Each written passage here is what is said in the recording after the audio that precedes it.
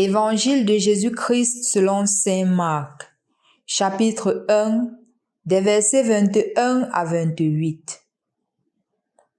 Jésus et ses disciples entrèrent à Capharnaüm. Aussitôt le jour du sabbat, il se rendit à la synagogue et là il enseignait.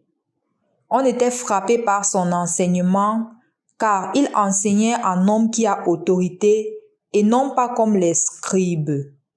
Or, il y avait dans leur synagogue un homme tourmenté par un esprit impur qui se mit à crier: « Que nous veux-tu, Jésus de Nazareth? Es-tu venu pour nous perdre?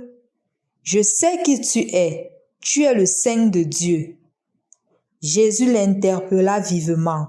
« Tais-toi, sors de cet homme. » L'esprit impur le fit entrer en convulsion, puis, poussant un grand cri, sortit de lui. Ils furent tous frappés de stupeur et se demandaient entre eux: « Qu'est-ce que cela veut dire? Voilà un enseignement nouveau donné avec autorité. Il commande même aux esprits impurs et ils lui obéissent. » Sa renommée se répandit aussitôt partout dans toute la région de la Galilée. Au nom du Père et du Fils et du Saint-Esprit. Amen. Loué soit Jésus-Christ. En ce jour où nous continuons notre méditation sur l'évangile de Marc qui parle de la rencontre entre Jésus et une personne possédée, nous retenons deux choses importantes. La première, c'est la manière de parler de Jésus. On précise clairement que Jésus parlait avec autorité et on le distingue même des scribes et des pharisiens. On s'est toujours demandé cette manière de parler avec autorité. Qu'est-ce que cela voulait dire? Comment parler avec autorité? Pour Jésus, parler avec autorité était le fait de parler des choses non plus seulement parce qu'il a ressassé quelque part, un peu comme du plagiat, mais de parler avec quelqu'un comme quelqu'un qui sait de quoi il est question, avec une personne qui est comme un témoin oculaire de ce qui s'est passé. Quand il parle de l'amour, on a l'impression que, ou du moins, on sent que c'est quelqu'un qui sait ce que veut dire aimer. Quand il parle de la miséricorde, on sait que non, c'est quelqu'un qui sait ce qu'est la miséricorde. Et cela ne se cachait pas, parce que toute sa vie reflétait ce parler avec autorité. On le remarque clairement quand il dit pardonner. Sur la croix, il dit que Père, pardonne-leur car ils ne savent pas ce qu'ils font. On sait bien qu'au sein des disciples, il n'y avait pas toujours l'entente. Il y avait aussi des divisions, des incompréhensions entre les 12 disciples, mais Jésus n'a jamais chassé quelqu'un. Il était là pour enseigner. Il était là comme un pédagogue. Et c'est en cela que Jésus devient une personne qui parle avec autorité. Parce qu'il n'a pas peur de dire la vérité. Il n'a pas peur de donner son point de vue. Il n'a pas peur de s'affirmer et d'affirmer sur en quoi il croit. C'est un peu différent parfois, non? Je me rappelle une fois quand j'étais quelque part et j'ai eu faim. Je suis entré dans un restaurant pour manger. C'était un lieu qui n'est pas catholique. Donc les catholiques sont très minoritaires là-bas. Voilà, à distance, je me rends compte qu'il y a un monsieur qui se met à prier et il fait un tout petit signe de croix. Il regarde si les gens le regardent. Quand personne ne le regarde, il fait un petit signe de croix. Ainsi, il baisse la tête, il se met à prier. Il guette encore si les gens le regardent. Il fait un petit signe de croix et il se met à manger. Quand j'ai remarqué cela, je me suis assis de l'autre côté sur une autre table et j'ai fait un grand signe de croix au nom du Père et du Fils et du Saint-Esprit. Amen. Je me suis mis à prier en silence. Quand j'ai béni le repas, j'ai fait un autre grand signe de croix au nom du Père et du Fils et du Saint-Esprit. Amen. Je me suis mis à manger. Constatant cela, le gars porte son plat, il se déplace, il vient rester à côté de moi. Il me dit que bonjour, tu es chrétien? Moi aussi, je suis chrétien. Bon, on s'est mis à parler, mais je lui disais à un certain moment qu'il ne faudrait pas avoir peur de notre foi. Il faudrait avoir le courage d'affirmer notre foi en Jésus, d'affirmer notre foi en celui-là qui a donné sa vie pour nous.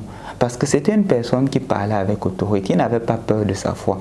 N'ayons pas honte de lui. Parce qu'il dit clairement, celui qui a honte de moi devant les hommes, j'aurai aussi honte de lui devant mon Père. La deuxième des choses que nous pourrions retenir en ce jour, c'est que quand nous faisons le bien, quand nous nous affirmons, quand nous parlons avec autorité, quand nous sommes authentiques, même les mauvaises personnes, ceux qui nous haïssent, sont capables de nous reconnaître. J'espère que vous avez même cette expérience parfois, quand on dit de vous que celui-là c'est un pasteur, celui-là ne le tente même pas sur les choses, il ne peut même pas accepter. On t'a déjà catégorisé. C'est vrai que d'une certaine manière, on te met à l'écart, mais c'est une affirmation de ton identité. On sait que tu es dans ce cadre-ci. On sait clairement que voici cette personne. On ne peut pas douter de toi. On ne peut pas dire que voilà celui-ci, peut-être il peut faire, peut-être il ne peut pas faire, parce qu'il y a une totale intégrité. En fait, parler avec autorité implique aussi des conséquences. La conséquence est que les gens retrouvent en toi une personne intègre et une personne vraie. Aujourd'hui, tu es aussi appelé à parler avec autorité. Tu es appelé à prendre position. Les gens pourront te critiquer. Les gens vont se moquer de toi, que tu es toujours comme ça, tu es ceci, tu es patati, tu es patata. Mais au fond d'eux-mêmes, ils vont reconnaître que non, celui-ci, vraiment, c'est un homme intègre.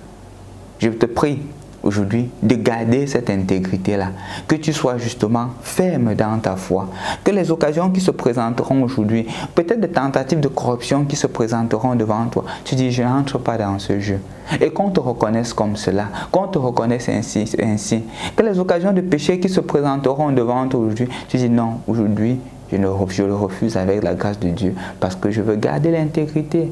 Et ainsi, tu verras petit à petit, tu grandiras dans la foi, petit à petit, tu seras à l'image et à la ressemblance de Dieu. Les gens se moqueront de toi, les gens diront c'est un pasteur, les gens diront patati patata, mais ils reconnaîtront que tu es une personne intègre. Je voudrais finir avec une petite histoire. C'est l'histoire d'un jeune garçon qui vient me rencontrer et il se met à me dire que mon père, je n'arrive pas à comprendre, mon oncle, il est toujours en train de me critiquer, malgré tout ce que je fais. Je ne sais pas pourquoi il veut me chasser de sa maison, pourtant je suis obéissant.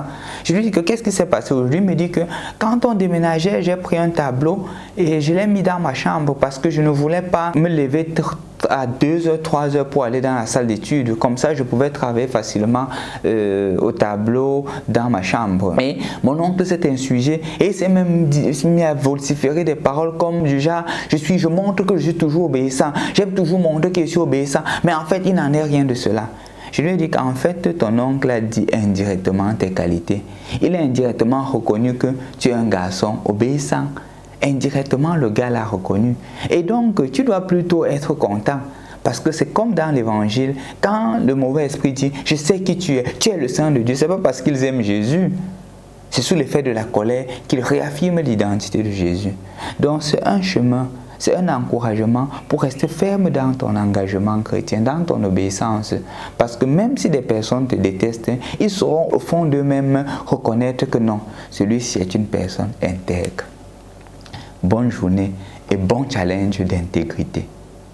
Au nom du Père et du Fils et du Saint-Esprit. Amen. Aussi un beau jour, tu es parti en aventurier, coupant les racines qui te retenaient.